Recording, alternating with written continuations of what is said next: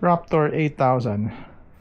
So ito yung ginawa namin dito sa Raptor 8000. Kung titingnan nyo mabuti, naka-cover lahat yung mga pads nya, diba? So kung titingnan natin sa loob, ito yung first layer. Okay, tingnan natin what's inside the first layer. Cables and other cables, microphone cables, ano pa ba yan dyan, extension wires and everything. And this one is for yan siya mga parts. Nagayin siya ng anong tawag nyo dyan. So yan, dito siya ilalagay. Yan. Tapos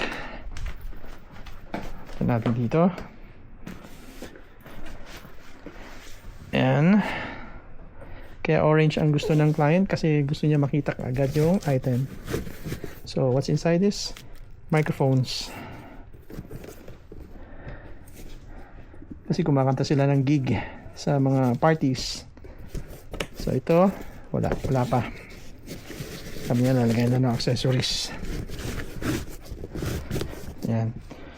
So second layer. This one. Yan, lagay ng laptop and other accessories. And lumalagotok yung aking mga muscles. This one, lagay ng rug or carpet or something.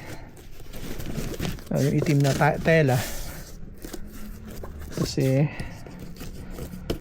lagayin daw niya ng kung ano nung patong daw niya sa table. Tapos mayroon pa tong rug na ilalagay dito.